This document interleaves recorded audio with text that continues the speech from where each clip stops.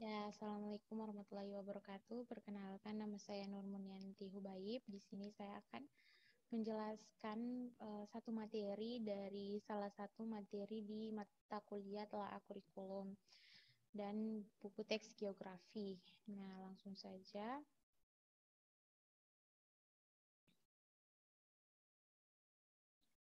Oke.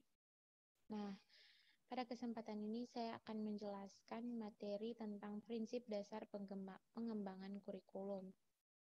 Nah, pendahuluan yang dapat saya sampaikan dalam kesempatan ini yaitu dikutip dari Syafruddin dan Amiruddin bahwa menyebutkan 8 prinsip dalam pengembangan kurikulum. Nah, prinsip-prinsip tersebut antara lain prinsip berorientasi pada tujuan, relevansi, efisiensi, fleksibilitas, kontinuitas, keseimbangan keterpaduan, dan mutu. Nah, sedangkan menurut Sukma Dinata itu membagi prinsip pengembangan itu menjadi dua kelompok, yaitu prinsip umum dan prinsip khusus, dan tidak lari jauh dari prinsip pengembangan kurikulum yang dikutip oleh Syafruddin dan Amiruddin.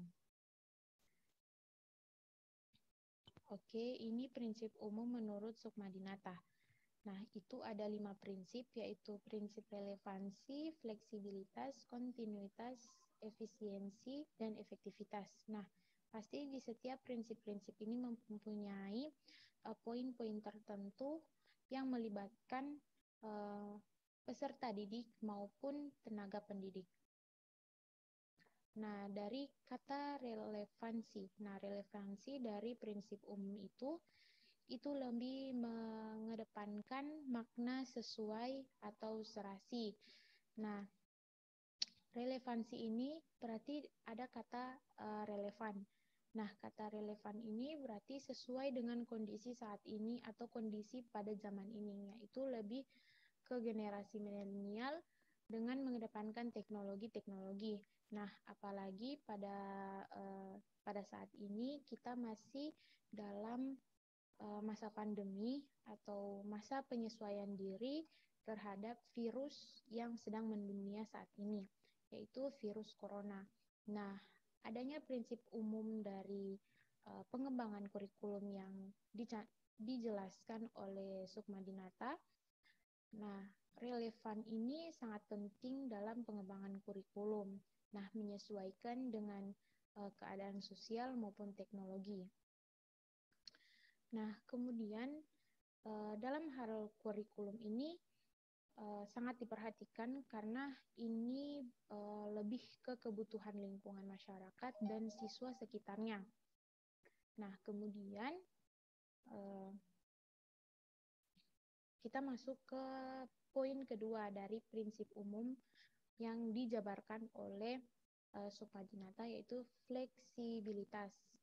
Nah, fleksibilitas ini diambil kata dari fleksibel.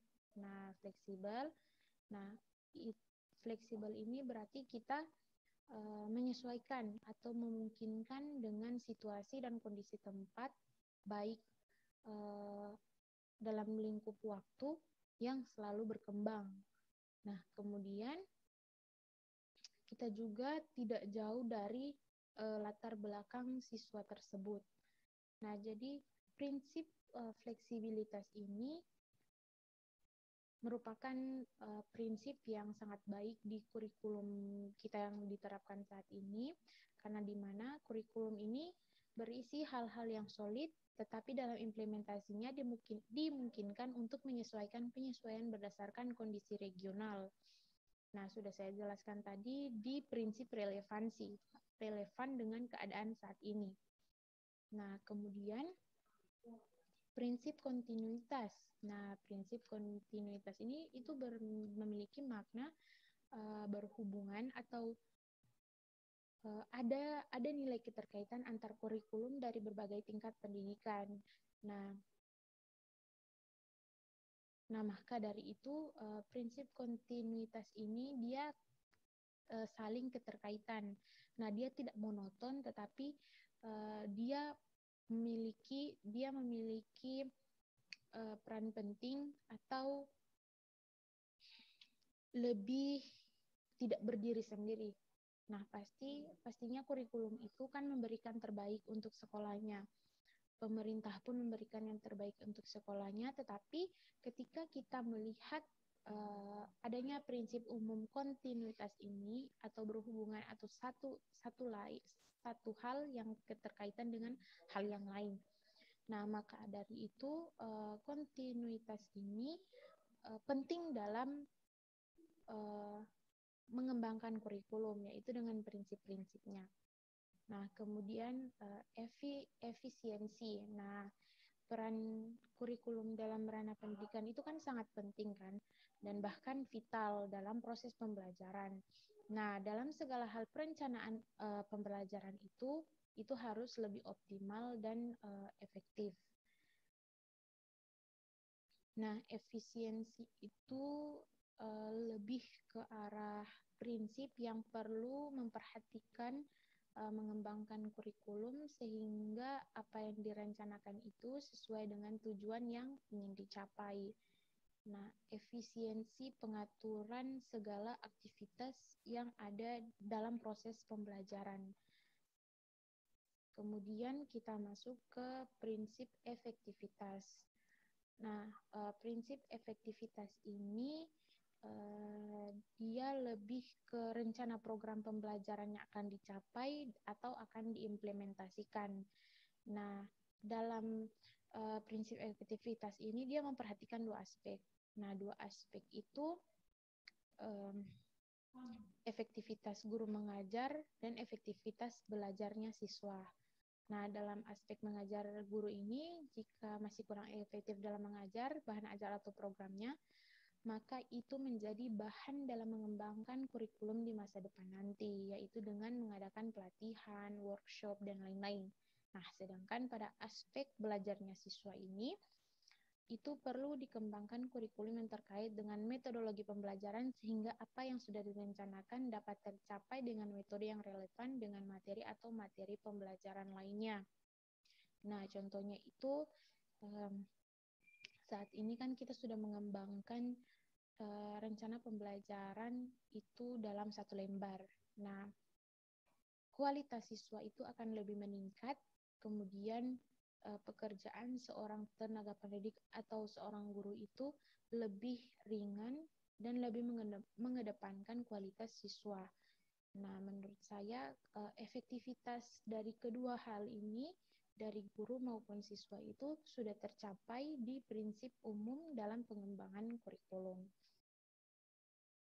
Nah, kemudian ini ada prinsip khusus. Nah, jadi kan sudah saya jelaskan pertama tadi, ada prinsip umum dan prinsip khusus yang dijabarkan oleh Sukmadinata. Nah, kemudian ada prinsip penentuan tujuan pendidikan. Nah, tujuan pendidikan ini mencakup tujuan yang bersifat umum dan khusus. Nah, dalam perumusan tujuan pendidikan ini berdasarkan sumber-sumber seperti ketentuan dan kebijakan pemerintah. Nah, untuk prinsip penentuan tujuan pendidikan ini ada kaitannya dengan kebijakan pemerintah. Ada kebijakan dari pemerintah, kemudian survei mengenai persepsi masyarakat tentang kebutuhan mereka. Nah, kebutuhan apa yang masyarakat butuhkan, kemudian dikaitkan dengan penentuan tujuan pendidikan berdasarkan kebijakan dari pemerintah itu sendiri. Nah, kemudian ini ada prinsip pemilihan isi pendidikan atau kurikulum. Nah, tujuannya ini pendidikan ke dalam perbuatan hasil belajar yang khusus dan sederhana. Isi bahan pelajarannya harus meliputi segi pengetahuan, sikap, dan keterampilan. Nah, sudah kita ketahui bersama bahwa saya sudah turun juga untuk mengajar, tapi dalam skala sekolah dasar. Nah, di situ ada penilaian keterampilan, sikap, maupun segi pengetahuan mereka. Nah, jadi seorang guru itu punya penilaian atau asesmen sendiri kepada siswa tersebut. Nah, jadi untuk pemilihan isi pendidikan atau kurikulum ini sudah memang dijabarkan dari segi pendidikan saat ini, tetapi belum secara penuh dijabarkan secara rinci oleh seorang guru, karena saat ini kita lebih fokus kepada potensi-potensi dari seorang siswa gitu. Nah, kemudian pemilihan proses belajar mengajar. Nah, pemilihan proses belajar mengajar ini termasuk prinsip khusus, berarti lebih merujuk kepada teknis di lapangan. Bagaimana teknis yang diberikan oleh seorang guru kepada siswa. Nah, itu kecocokan metode atau teknik belajar mengajar untuk mengajarkan bahan pelajaran. Nah, variasi metode maupun tekniknya juga dijabarkan dan dipelajari dan dipraktikkan oleh seorang guru kepada siswa. Kemudian prinsip pemilihan, kemudian masuk ke prinsip pemilihan media dan alat pengajaran. Nah, dalam proses pemilihan media dan alat pengajaran ini hendaknya memperhatikan hal-hal berikut. Nah, pertama itu kegiatan perencanaan dan inventaris terhadap alat media apa saja yang tersedia, serta pengorganisasian alat dalam bahan pembelajaran baik dalam bentuk modul atau buku paket. Nah, pada prinsip khusus untuk pengembangan kurikulum ini, memang sekolah itu sudah mengatur bagaimana buku-buku atau media yang mereka sediakan kepada siswa untuk lebih mudah memahami materi-materi yang ada dalam kelas. Nah, dari media-media tersebut itu pasti semua memiliki keunggulan, apalagi setiap peserta didik itu memiliki potensi-potensi yang berbeda. Ada yang suka membaca, ada yang suka menonton, ada yang suka menulis. Nah, kita sebagai calon tenaga pendidik itu, kita lebih mengedepankan potensi yang lebih mengunggulkan kualitas dari seorang pendidik itu, dari seorang siswa. Nah, terakhir dengan berkenaan dengan penilaian. Nah, ini sangat penting karena kita ketahui bersama bahwa kurikulum atau proses pengajaran yang ada di Indonesia itu dia lebih ke hasil dibandingkan prosesnya. Nah, kita harus pilah-pilah di prinsip berkenaan dengan penilaian. Nah, penilaian dimaksud dalam pengembangan kurikulum kali ini itu proses akhir dalam kegiatan belajar mengajar. Nah, dalam proses penilaian belajar ini setidaknya mencakup 3 hal dasar, yaitu yang memperhatikan yang pertama ini merencanakan alat penilaiannya. Misalnya alat penilaiannya itu kita menggunakan metode diskusi. Nah, alat penilaian itu dari keaktifan siswanya, atau mereka menghasilkan suatu resume atau menghasilkan suatu jawaban. Nah, itu sebagai alat yang kita gunakan untuk penilaian kepada peserta didik. Nah, kemudian kedua itu menyusun alat penilaiannya dengan langkah-langkah itu kepada rakna kognitif, efektif, dan psikomotorik. Nah, dalam mendeskripsikan dalam bentuk tingkah laku siswa yang dapat diamati menghubungkan dengan pelajaran serta menuliskan butir-butir tes. Nah, penilaian dalam hal ini berarti berkaitan dengan karakter siswa dalam kelas, bagaimana mereka menerima materi, bagaimana mereka merespon pembelajaran, kemudian bagaimana juga mereka itu mengamati setiap proses pembelajaran itu. Nah, kemudian kami sebagai calon tenaga pendidik itu memberikan butiran-butiran soal. Nah, itu menguji mereka seberapa besar pengetahuan mereka tentang apa yang sudah dipelajari sebelumnya.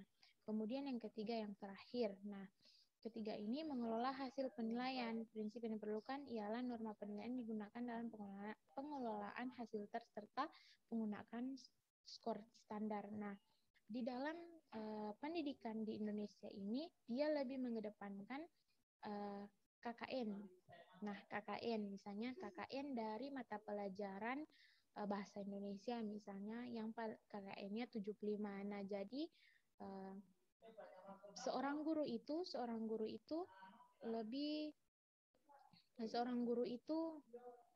memprioritaskan siswanya itu harus mendapatkan lebih dari 75, ketika 75 itu menjadi standar penilaian atau standar KKN dari penilaian yang akan diterapkan di kurikulum maupun pembelajaran atau asesmen terhadap siswa. Nah, kemudian ya kesimpulan. Nah, kesimpulan yang dapat saya ambil dari prinsip pengembangan kurikulum ini memiliki peran strategis dalam menentukan keberhasilan pendidikan. Nah, kemudian pengembangan kurikulum bukanlah proses instan tanpa adanya kajian yang matang terhadapnya. Setidaknya sumber rujukan dan mengembangkan kurikulum harus berdasar pada data empiris dan eksperimen. Ya, tentu karena data empiris dan eksperimen ini sangat dibutuhkan sebelum kita benar-benar akan turun di lapangan untuk mengajarkan suatu pembelajaran kepada siswa. Kemudian, pijakan dalam mengembangkan kurikulum juga perlu memperhatikan prinsip-prinsip dasar seperti prinsip relevansi, fleksibilitas, kontinuitas, efisiensi, dan efektivitas. Nah, kemudian adapun komponen pendidikan lainnya agar tujuan pembelajaran kurikulum dapat terarah dengan baik.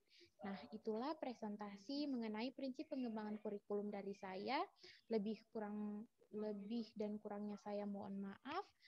Sekian dari saya. Assalamualaikum warahmatullahi wabarakatuh.